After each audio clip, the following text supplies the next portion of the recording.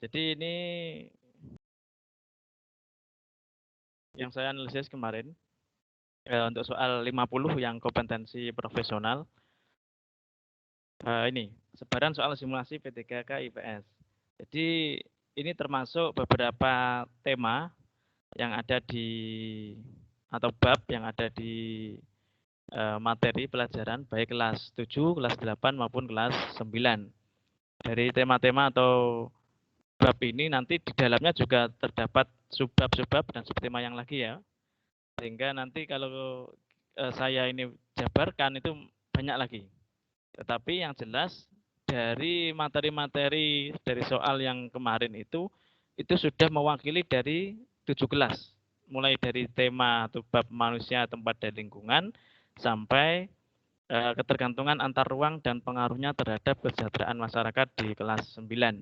Cuma ada satu bab atau satu tema yang tidak ada soalnya, mungkin nanti bisa jadi di simulasi kedua kalau memang nanti ada itu bisa jadi ini muncul tentang Indonesia dari masa kemerdekaan hingga masa reformasi. Insya Allah nanti ketika selesai bisa saya share, saya kirim ini untuk materi ini juga materi yang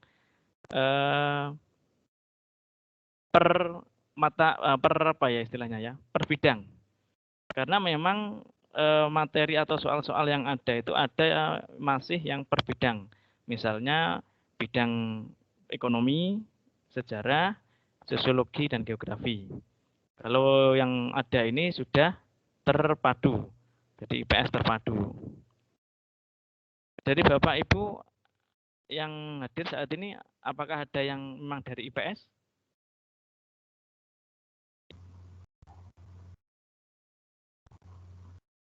Halo? Belum ada. Belum ada respon. Nggih. Belum ada nggih? Iya. Oke. Ini pertama tentang materi dari bab manusia, tempat, dan lingkungan itu ada 5.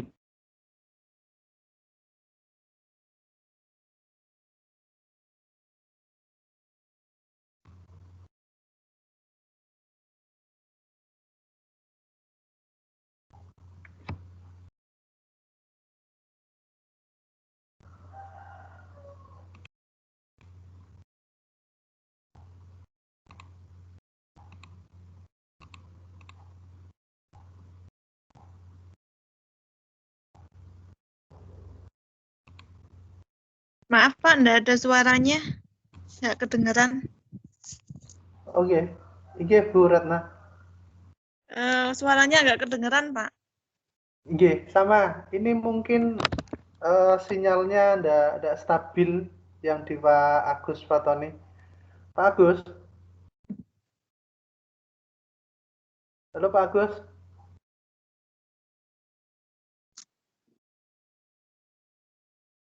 Pak Agus?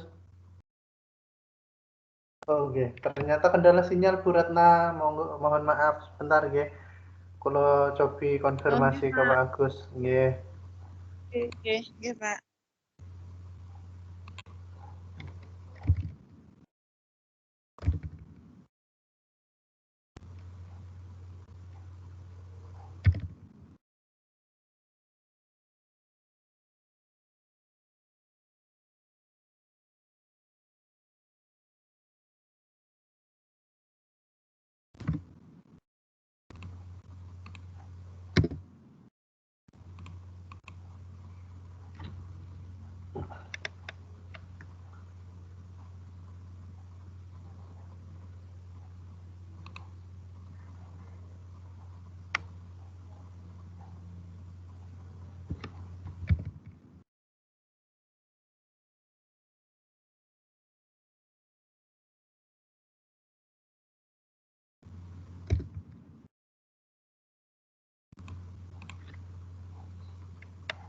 Pak Agus nembe berusaha login kembali, Bu. Ini ki. Nggih, Pak, nggih.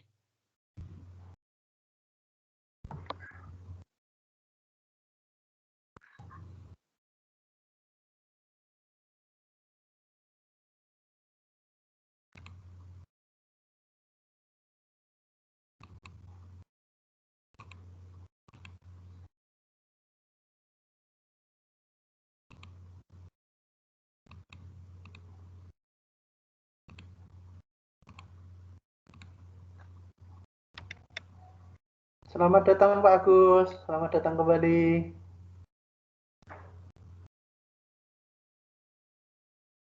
Cek, Ya, Pak Agus. ya, Nggih. ya keluar.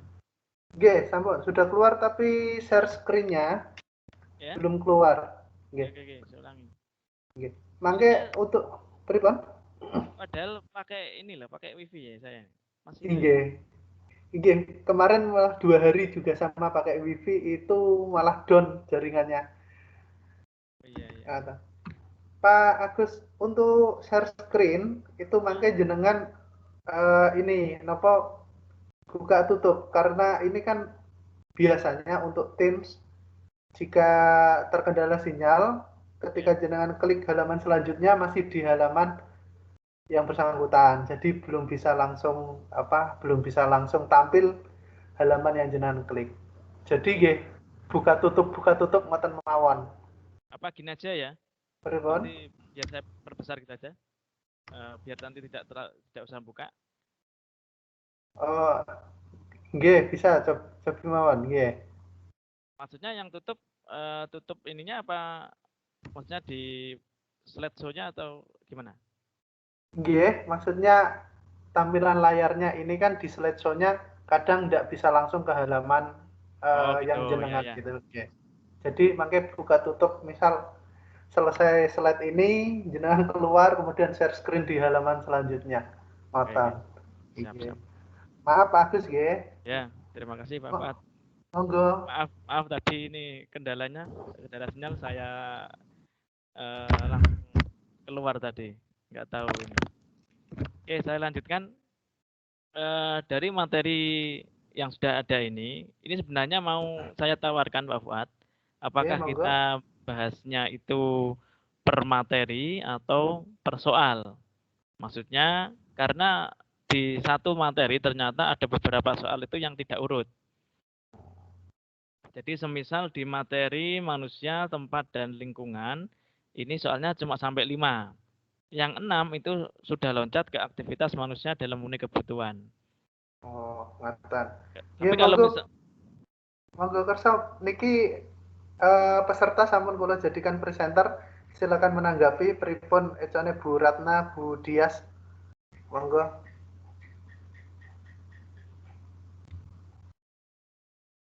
Per soal juga enggak apa-apa, Pak, per soal. per soal ya, urut kita nggih. Iya. Oh, Nggih. makasih. Oke, untuk soal pertama nomor 1. Ini ada pertanyaan. Ini termasuk materi manusia, tempat, dan lingkungan. Soal nomor 1 sampai nomor 5. Pertanyaan, letak kepulauan Indonesia berada di jalur pegunungan muda dunia atau Ring of Fire, sehingga membawa pengaruh pada kehidupan sosial ekonomi.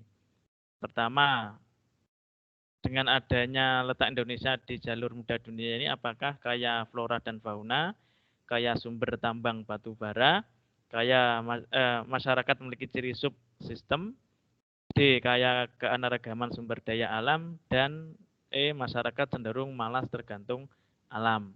Dari beberapa pilihan option ini memang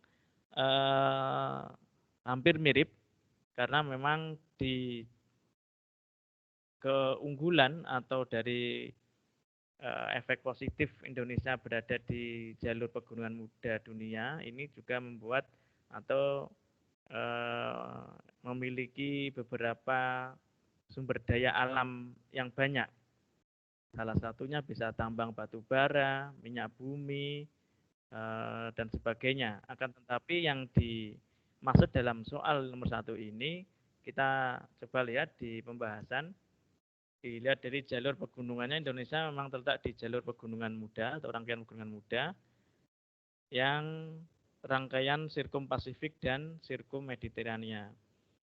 Keuntungan atau dampak positifnya, terdapat banyak gunung berapi yang dapat menyuburkan tanah. Kedua, ini juga ada negatifnya, tetapi terjadi banyak gempa bumi dan terdapat bukti-bukti tersier yang kaya akan barang tambang, contohnya minyak bumi, batu bara, dan boksit. Jadi option ini yang paling pas adalah Jawaban yang D, kaya keanekaragaman sumber daya alam. Kenapa? Karena kalau kaya flora dan fauna, ini juga efek atau sebab yang jauh dari adanya letak di jalur pegunungan muda dunia. Kalau kaya sumber tambang batu bara, ini termasuk ya, tapi cuma salah satu, belum maksimal. Sehingga jawaban yang sesuai atau jawaban yang benar adalah D, kaya keanekaragaman sumber daya alam. Karena sumber daya alamnya itu tidak hanya batu bara, akan tetapi banyak. Ada minyak bumi, ada bauksit, ada beberapa tambang yang lain. Itu juga termasuk keanugerahan yang diberikan oleh Allah diberikan Tuhan kepada kita di bangsa Indonesia ini. Yang kedua, soal nomor 2. Ini ada bacaan yang cukup panjang, karena memang soal-soal tipikal soal-soal yang ilmu sosial itu sama halnya dengan ilmu-ilmu humaniora ya. Itu sehingga ada bacaan-bacaan sebagai bahan, nanti di akhir ada pertanyaan. Dan kadang pertanyaannya itu tidak langsung menyangkut tentang bacaannya. Kita perlu menganalisis terlebih dahulu. Nah, itu termasuk strateginya. Yang kedua, Republik Indonesia terdiri atas 17.508 pulau, mempunyai daratan yang luas, garis pantai yang panjang, ini serta cakupan laut seluas 3,1 juta. Jadi negara kita itu terdiri dari pulau-pulau dan mempunyai daratan luas dan garis pantai yang panjang. Jadi kita kaya akan di daratan maupun di lautan. Di negara ini terdapat pulau gunung api yang berjumlah tidak kurang dari 200. Ini juga termasuk dari tadi efek kita berada di jalur pegunungan muda. Berukuran rendah sampai tinggi dan bersalju. Sungai-sungai lebar dan panjang serta danau yang bersifat macam-macam. Oke, pertanyaannya, letak geologis kepulauan Indonesia berpengaruh terhadap keanekaragaman sumber daya alam. Nah, ini sumber daya alam apa yang menjadi efek letak geologis kepulauan Indonesia? Oke, sebelum ke option, kita bahas dulu. Dalam hal letak geologis, dianggap sebagai salah satu pusat keanekaragaman hewan atau tanaman ekonomi dunia.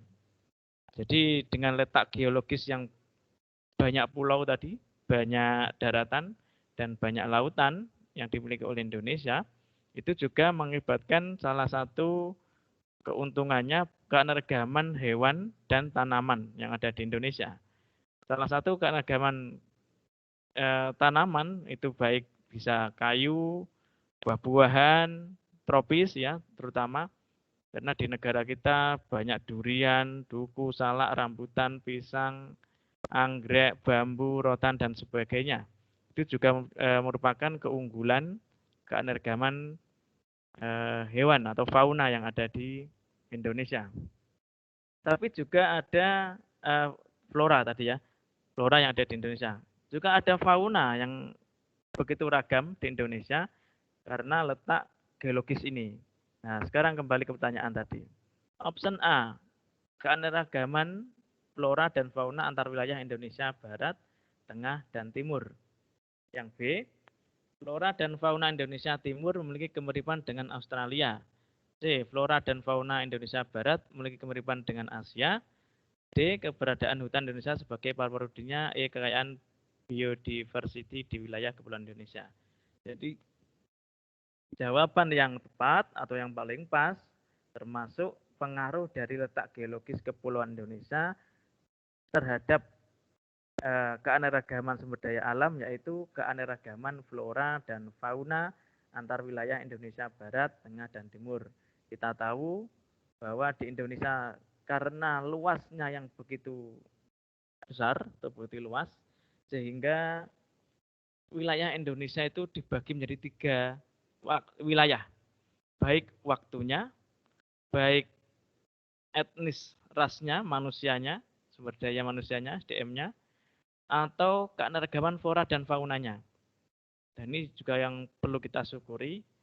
Kalau di negara-negara Asia Tenggara selain Indonesia memang ada beberapa negara yang punya banyak keanekaragaman, tetapi biasanya hanya satu tipe. Tapi kalau di Indonesia itu ada 3 wilayah. Dari barat yang sama dengan Asia, tengah, oriental, artinya hanya ada di Indonesia dan tidak ada di pulau atau negara lain. Dan yang timur itu yang Australis. Kalau kita lihat dulu ada materi garis Wallace dan garis Weber, itu termasuk pembagian. Contohnya kalau di bagian barat, itu ada beberapa tumbuhan atau hewan-hewan yang memang sama satu sejenis dengan negara-negara atau benua Asia. Contohnya ada harimau, ada badak, kalau tumbuhan ada Rafflesia arnoldi, ya. Kalau di bagian timur itu memang sama dengan wilayah Australis. Contohnya bunga-bunga, ada anggrek. Kalau di hewan fauna itu biasanya burung-burungan, ya. Burung jenis burung maksudnya. Ada cendrawasih, ada bangau dan sebagainya. Kalau yang tengah, wilayah tengah itu oriental dan itu biasanya dan kemungkinan besar memang tidak ada di negara lain selain Indonesia atau pulau lain di wilayah oriental atau wilayah tengah. Contohnya salah satu yang terkenal dan sekarang sudah menjadi keajaiban dunia yaitu komodo. Di komodo itu memang hewan wilayah tengah atau wilayah oriental yang memang tidak ada di wilayah barat. Berarti secara umum tidak ada di Asia maupun wilayah timur yang secara umum ada di Australia. Itu termasuk pembagian keanekaragaman flora dan fauna di Indonesia. Selain dengan keanekaragaman flora dan fauna, juga waktu menjadi beragam ya di Indonesia. Ada waktu Indonesia Barat, waktu Indonesia Tengah, dan waktu Indonesia Timur. Itu menunjukkan bahwa memang negeri kita ini sangat luas. Kalau ini di konsep pendidikan IPS, kalau kita terkaitkan dengan luasnya negara kita, Kepulauan NKRI ini memang menjadi prioritas utama. Dan pemerintah khususnya, Presiden, itu memang tidak mudah kalau mengurus Indonesia. Kalau dilihat dari kacamata atau sudut pandang wilayah yang begitu luas dan berbentuk kepulauan. Oke, saya lanjut ke nomor 3 ya. Nomor 3, ini juga masih tentang materi manusia, tempat, dan lingkungan. Interaksi antar wilayah dapat melahirkan gejala atau kenampakan dan permasalahan baru yang dapat mengakibatkan proses pergerakan atau dinamika dalam kehidupan manusia. Proses pergerakan yang terkait dengan kehidupan manusia adalah, kita bahas dulu. Dalam analisis ekonomi regional harus disadari bahwa dalam suatu wilayah terdapat perbedaan yang menciptakan suatu hubungan yang unik antara suatu bagian dengan bagian lain dalam wilayah tersebut. Ada tempat di mana penduduk itu berkonsentrasi, ada tempat di mana penduduk itu dalam kegiatannya kurang terkonsentrasi. Oke, ini pertanyaannya yang perlu digarisbawahi. Proses pergerakan yang terkait dengan kehidupan manusia adalah pertama, pergerakan manusia, informasi dan materinya atau bendanya. 2, pergerakan manusia dan hewan.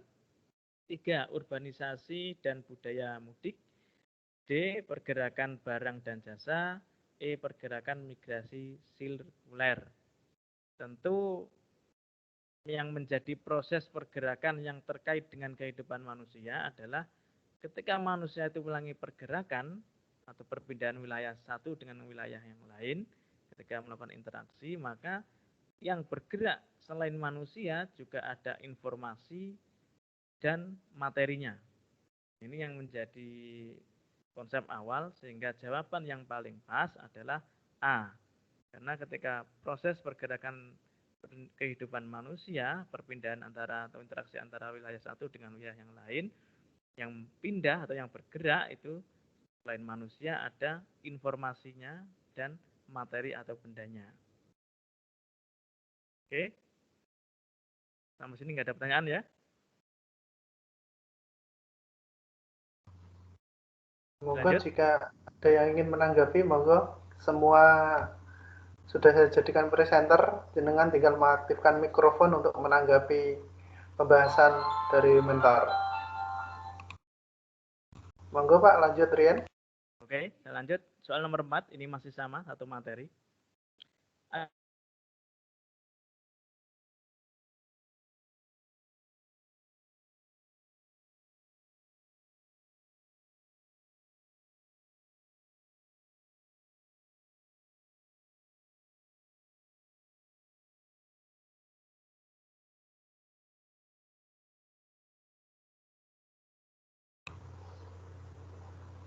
Bagus.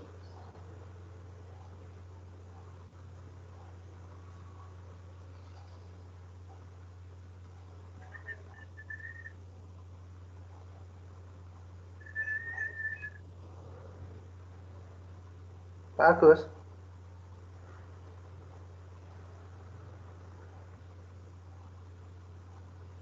Mungkin sepertinya terkendala sinyal malih nih.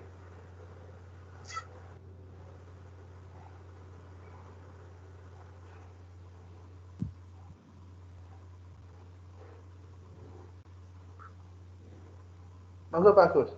Oh iya. Maaf, Bapak Ibu, sepertinya Pak Agus terkendala sinyal malih ya.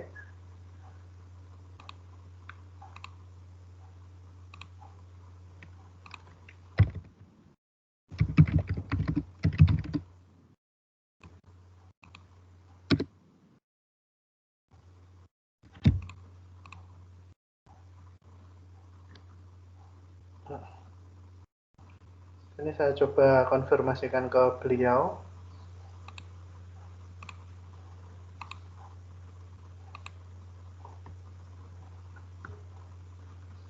Mohon maaf untuk gangguan teknisnya ya ini.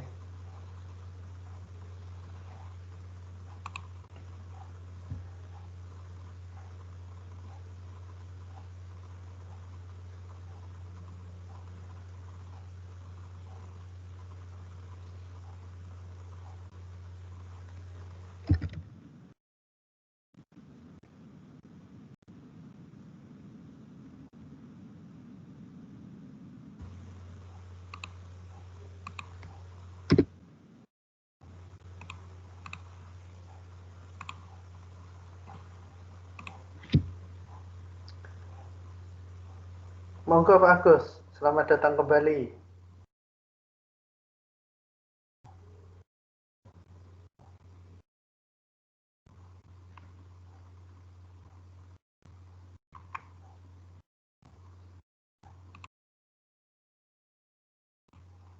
Halo? Ya, monggo Pak Agus, selamat datang kembali. Mohon Ya, maaf, Mas monggo. Wan. Iya.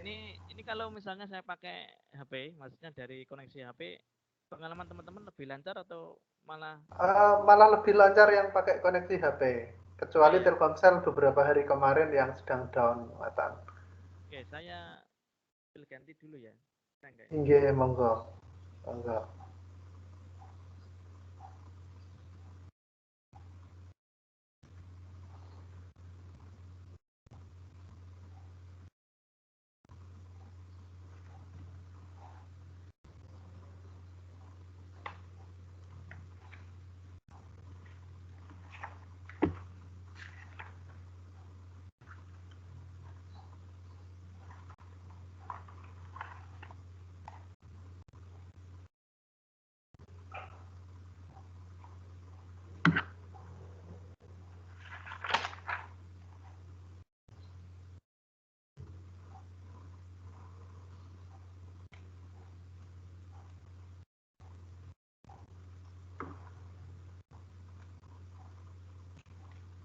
Halo?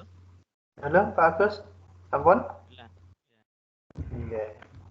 Monggo. Kalau Pripun? lagi ya memang belum takdirnya. Oke, saya lanjut Monggo. di Nggih, nomor monggo. 4 tadi. Nomor Nggih. 4, Siap. pertanyaan yang perlu digarisbawahi yaitu pertumbuhan penduduk yang pesat dan berkurangnya ruang publik. apa yang dilakukan ketika adanya pertumbuhan penduduk yang pesat dan kurangnya ruang publik. Oke, di pembahasan ada faktor lingkungan, yaitu selain dari faktor sosial budaya, yaitu juga ada faktor fisik atau biologi yang merupakan sumber daya alam maupun sumber daya manusia SDM. Pertanyaannya di sini, pertumbuhan penduduk yang pesat dan berkurangnya ruang publik yang mempengaruhi lingkungan sosial budaya. Sehingga pengaruhnya apa? Coba kita lihat opsinya. Pertama, kegiatan distribusi meningkat. Ini tentang ekonomi jelas ya. Yang C, upaya mengendalikan inflasi yang meningkat juga masih sama. D, kegiatan distribusi meningkat masih dalam hal ekonomi. E, upaya mengendalikan inflasi yang meningkat masih sama. Jawabannya kebetulan sama ini. Jadi opsi yang paling pas yaitu B, kebijakan khusus oleh pemerintah. Kenapa ke B? Karena memang efek atau adanya pertumbuhan penduduk yang pesat terhadap ruang publik secara kita garis bawahi juga lingkungan sosial budaya mengakibatkan bahwa muncullah kebijakan khusus oleh pemerintah. Contohnya kebijakan tersebut pertama dengan adanya kalau taman terbuka, adanya tempat olahraga, itu masuk ruang publik ya. Terus kebijakan khusus lagi untuk menekan pertumbuhan penduduk yang pesat, ya walaupun dalam realitanya atau dalam kehidupan di masyarakat belum begitu terlihat memang, itu adalah program KB yang dari dulu sudah dicanangkan, itu termasuk upaya kebijakan khusus dari pemerintah untuk menekan pertumbuhan penduduk yang pesat. Itu juga menjadi kebijakan khusus yang dilakukan dalam lingkungan sosial budaya. Kalau di jawaban option lain tadi berkaitan dengan ekonomi, kegiatan distribusi, mengendalikan inflasi, kegiatan distribusi meningkat dan sebagainya. Jelas jawabannya B. Ini termasuk soal yang mudah, ya mudahnya di sini karena optionnya ini hampir sama. Oke. Nomor 5. Sekarang lanjut ya.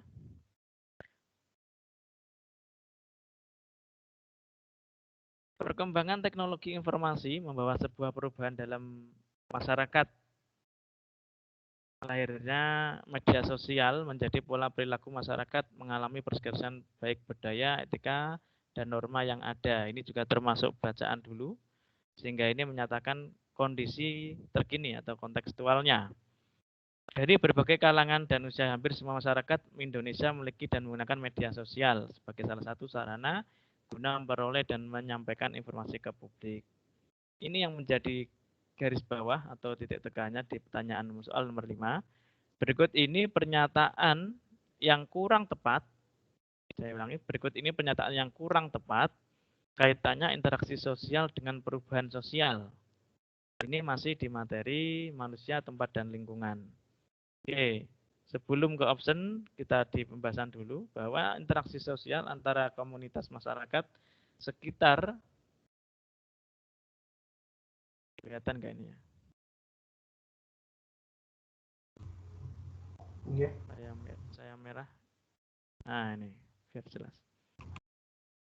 Komunitas masyarakat sekitar dipengaruhi oleh berbagai faktor, yakni situasi sosial, kekuasaan, norma kelompok, tujuan pribadi, kedudukan dan kondisi individu, serta penafsiran situasi kendala-kendala yang dihadapi dalam interaksi sosial.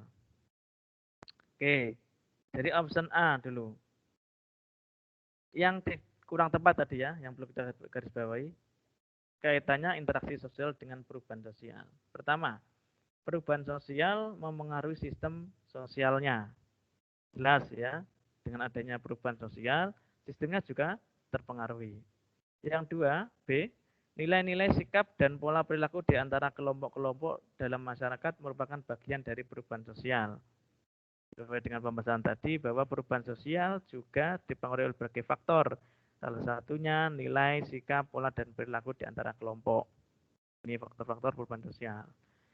C. Perubahan sosial dapat disebabkan oleh faktor geografis suatu masyarakat. Ini yang menjadi tanda dulu. C ini dulu. Yang D, ruang lingkup perubahan sosial meliputi unsur-unsur kebudayaan, baik material maupun imaterial. Tadi ya, di lingkup sosial itu memang ada yang material, kebudayaannya maupun imaterial. Sekarang pilihannya ada di C sama D. Yang kurang tepat. Perubahan sosial dapat disebabkan oleh faktor geografis suatu masyarakat. Yang E, mohon maaf, yang C dan E ya. E, perubahan-perubahan dan dinamika sosial selalu berhubungan dengan perubahan progresif. Mana yang kurang tepat antara dua ini? Nanti yang menjadi kebimbangan ketika menganalisis antara C dan E. C dulu, perubahan sosial dapat disebabkan oleh faktor geografis suatu masyarakat. Faktor geografis mempengaruhi enggak tentang perubahan sosial? Jelas, ketika masyarakat itu berubah geografisnya, maka juga menjadi perubahan sosial itu sendiri. Contohnya, di masyarakat pesisir dengan masyarakat pegunungan, itu menggunakan perubahan sosial dalam hal apapun. Misalnya orang gunung, saya contohkan orang mana ya, orang gunung. Yang saya tahu aja, orang Kajar ya, Lasem. Gunungan ya, orang Kajar menikah dengan orang Sarang. Tentunya dia yang kebiasaannya ada di dataran tinggi, di gunung, itu juga akan mempengaruhi perubahan sosial pada individu tersebut. Nah, yang tadinya pekerjaannya bercocok tanam, tani, dengan kondisi yang ada di wilayah pesisir, tentunya itu menjadi kesusahan atau kesulitan menjalankan pekerjaan tersebut, sehingga mau tidak mau dia harus merubah, kecuali memang ada pekerjaan tetap. Nah, itu salah satu. Apakah perubahan sosial dipengaruhi geografis? Jelas, tentu faktor geografis juga mempengaruhi perubahan sosial. Yang E sekarang, perubahan-perubahan dan dinamika sosial selalu berhubungan dengan perubahan progresif. Apakah ketika manusia atau masyarakat itu berubah, perubahan tersebut akan membawa bentuk yang progresif? Maksudnya apakah selalu baik? Kita tahu ketika perubahan-perubahan terjadi, belum tentu perubahan itu menjadi progresif ke depan atau baik, lebih baik. Ada suatu wilayah atau kelompok masyarakat itu ketika terjadi perubahan itu malah mundur. Nah, itu yang menyebabkan oh ternyata memang ini yang menjadi masalah. Yang kurang tepatnya di sini. Karena memang perubahan itu tidak selalu progresif. Ada perubahan itu yang sifatnya buruk malah. Nah, itu yang menjadi pertimbangan bahwa yang jawaban yang paling tepat adalah yang E, yaitu perubahan-perubahan dan dinamika sosial selalu berhubungan dengan perubahan progresif, karena memang tidak selalu progresif. Di sini ada kata-kata selalu ya, ini yang menjadi garis bawah. Oke, saya lanjut ke nomor 6. Nomor 6 ini sudah ganti materi, yaitu terkait dengan aktivitas manusia dalam memenuhi kebutuhan. Ini kalau di materi dulu itu lebih ke bidang ekonomi ya. Pernyataan yang paling tepat yang mengakibatkan munculnya aktivitas perdagangan. Jadi perdagangan itu terjadi, ini teorinya kita waktu dulu, karena adanya permintaan dan penawaran, jelas itu. Sehingga jawaban di sini ada option adanya kelebihan devisa, adanya permintaan dan penawaran, adanya masyarakat yang terkena penyakit bungsu lapar, adanya kelebihan produksi barang dan jasa, adanya modal. Tentu yang jawaban paling tepat adalah B. Ketika perdagangan itu muncul disebabkan oleh adanya permintaan dan penawaran akan produk tertentu. Ini sudah sangat mudah menurut saya, karena sifatnya tidak menganalisis secara langsung, tapi cukup memahami. Oke, lanjut ya. Karena kalau tidak ada permintaan, tidak ada perdagangan. Tidak ada penawaran, juga tidak ada. Saya butuh, tetapi tidak ada orang yang jual, juga tidak akan terjadi perdagangan, aktivitas perdagangan. Saya jual, tapi tidak ada yang beli, juga tidak akan terjadi aktivitas perdagangan. Nomor 7 sekarang. Ini yang materi aktivitas manusia dalam kebutuhan, ini nomor 6 sampai nomor 15. Jadi ada 8, kecuali nomor 11 dan 12 yang tidak masuk. Oh ya. Oke. Nomor 7. Berikut ini merupakan peran pelaku ekonomi dalam perekonomian. Peran pelaku ekonomi dalam perekonomian. Sebagai konsumen, 2. 1 sebagai konsumen, 2 pengguna faktor produksi, 3 sebagai penyedia faktor produksi, 4 pelaku perdagangan internasional. Pertanyaannya, peran rumah tangga konsumen atau RTK ditunjukkan pada, dari keempat ini coba kita lihat di gambar samping. Ini termasuk kegiatan dua sektor ya, yaitu antara rumah tangga konsumen dan rumah tangga produsen. Peran rumah tangga konsumen RTK ditunjukkan pada, kalau kita lihat di sini, rumah tangga konsumen itu sebagai penjual faktor produksi, yang RTP sebagai penggunanya, pengguna faktor produksi. Jadi yang RTK itu sebagai penjual atau penyedia, contohnya faktor produksi itu ada tanah, modal, tenaga kerja, dan sebagainya. Kalau rumah tangga produsen, RTP itu yang penggunanya. Kalau RTP itu yang menjual barangnya, tapi kalau RTK itu yang memberi atau membeli barang tersebut. Jadi kalau dilihat dari gambar ini, rumah tangga produksi menjual barang, rumah tangga konsumen membeli barang tersebut. Rumah tangga konsumen menyediakan faktor produksi, rumah tangga produsen mendapat faktor produksi dan memberikan imbalan balas jasa terhadap konsumen atas faktor produksi yang diberikan. Dari sini siklus ini juga sudah jelas menurut saya. Nanti kalau memang ada pertanyaan bisa diajukan. Kita kembali ke soal. RTK, rumah tangga konsumen, ditunjukkan pada 1 sebagai konsumen. Jelas ini ya, karena tidak mungkin dia memproduksi, karena sebagai konsumen. Yang kedua, pengguna faktor produksi. Jadi sudah kita bahas bahwa konsumen ini menyediakan faktor produksi, bukan pengguna. Penggunanya adalah RTP, rumah tangga produksi, produsen. Nomor 3, sebagai penyedia faktor produksi. Nah ini, jadi pilihan yang tepat adalah 1 dan 3, sebagai konsumen, sebagai penyedia faktor produksi. Kalau 4, pelaku perdagangan internasional, jelas ini tidak termasuk dari 2 sektor ini. Oke, berarti jawabannya 1 dan 3 ada di option B, 1 dan 3. Oke, saya lanjut ke soal nomor 8. Ini masih sama tentang aktivitas manusia dalam memenuhi kebutuhan. Oke.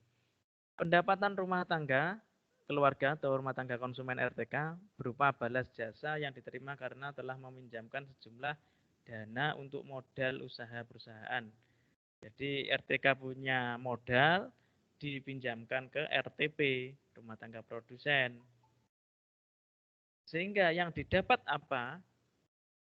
Sewa, upah, bunga, laba, atau hibah. Kita bahas dulu. Pertama, sewa, yaitu suatu peminjaman barang orang lain tetapi sementara dan menggunakan pembayaran. Jadi kalau sewa itu sifatnya sementara, barangnya ya, dan dibayar. Upah, hak yang diberikan kepada pekerja, imbalan berupa uang. Upah itu ketika ada pekerja diberikan uang, itu upah. Kalau sewa tadi, barangnya yang dipinjamkan dan dia dapat pembayaran, sifatnya sementara. Kalau bunga, jasa dari pinjaman yang dibayarkan pada akhir jangka waktu. Yang perlu digarisbawahi, bunga adalah jasa dari pinjaman yang diberikan pada akhir jangka waktu. Yang dipinjamkan adalah jasanya. Mohon maaf, yang dipinjamkan adalah tidak berupa barang. Ini termasuk bunga. Bisa berupa modal atau modal istilahnya ya. Kalau contohnya itu ada uang, ada sertifikat, piagam itu jenisnya, tapi namanya termodal. Yang D, laba, keuntungan yang diperoleh penjual. Jadi laba ini diperoleh dari produsen atau ketika menjual barang. Kembali ke pertanyaan, jasa yang diterima karena meminjamkan sejumlah dana untuk modal. Nah ini, apakah termasuk sewa? Upah jelas tidak, karena dia tidak bekerja. Laba jelas tidak, karena dia tidak produksi keuntungan. Tapi dia itu meminjamkan dananya untuk modal. Ini termasuk sewa atau bunga. Kita garis bawahi kalau sewa tadi adalah barang, tapi kalau bunga, jasa dari pinjaman. Pinjaman itu bisa dana, bisa apapun itu yang digunakan untuk modal. Jadi jawabannya adalah C, bunga. Ya. Nah ini ada pertanyaan.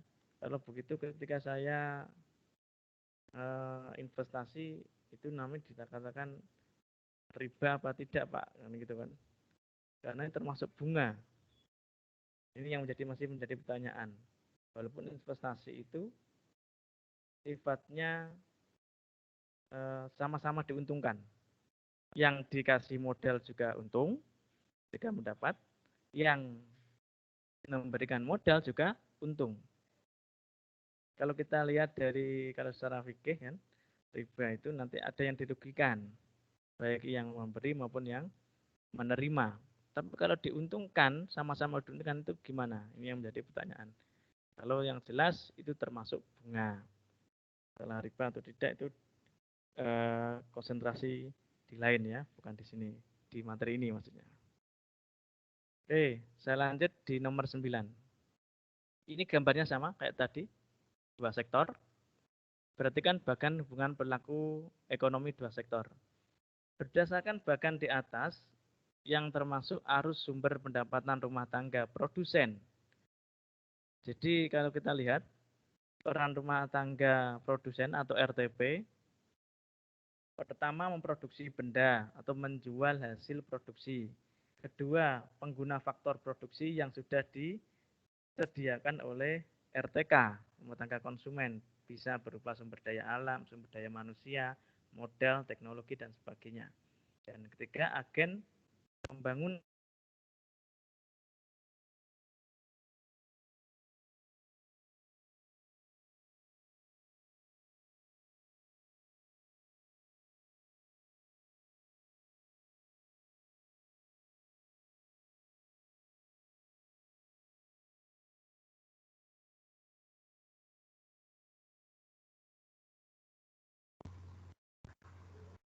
Pak Agus, cek.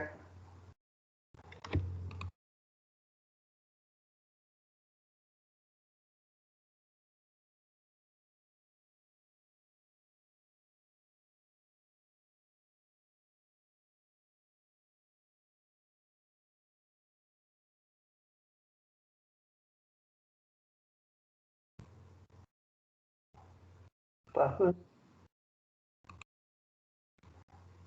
cek. Mohon maaf, sepertinya kembali terjadi gangguan jaringan, nggih. Saya coba konfirmasi kembali.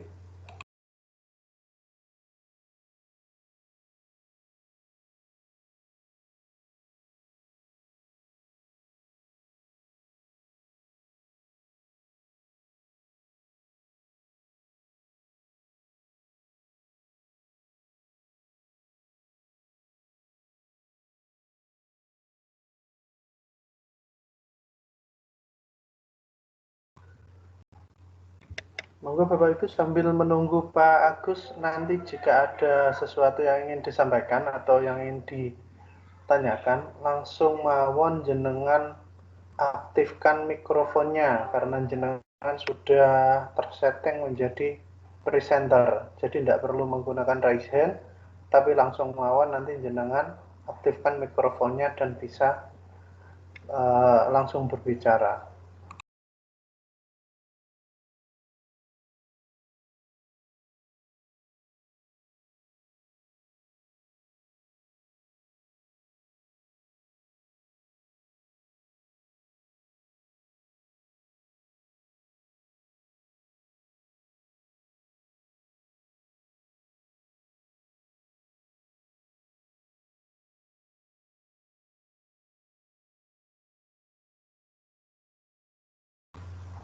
Masih kami konfirmasikan ya untuk Pak mentornya ini sedang berusaha untuk kembali login.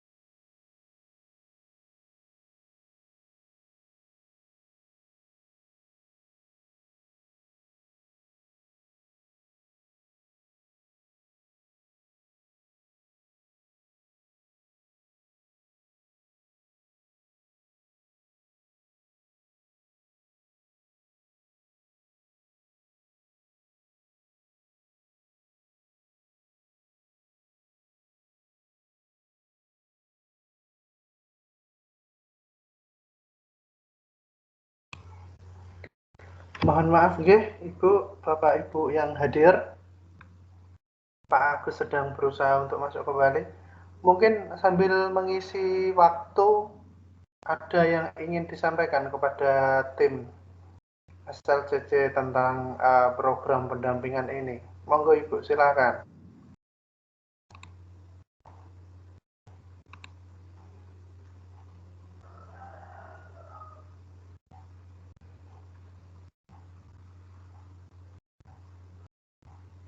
Monggo jika ada yang ingin disampaikan, kami persilahkan.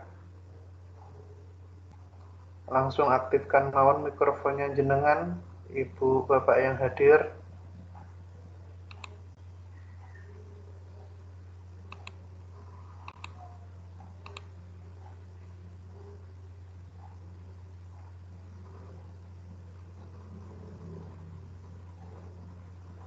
Sambil menunggu konfirmasi dari Pak Agus ya.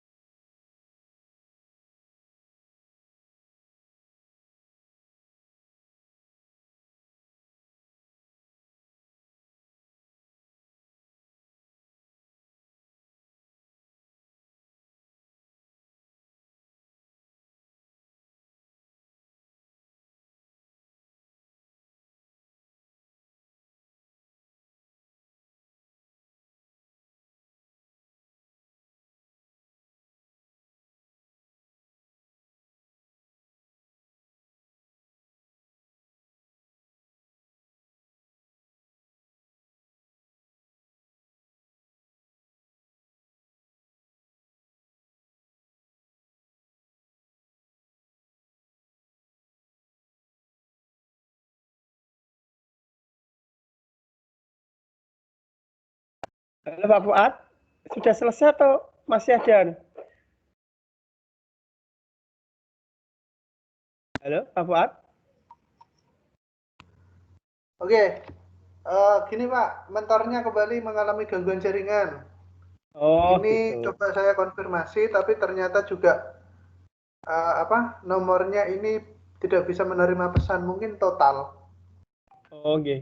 Dian, sudah 2:30 bisa Dian aja. Besok saja tidak apa-apa gitu sama apa? Ini teman-teman. Oh, ngoten, nggih. Ini coba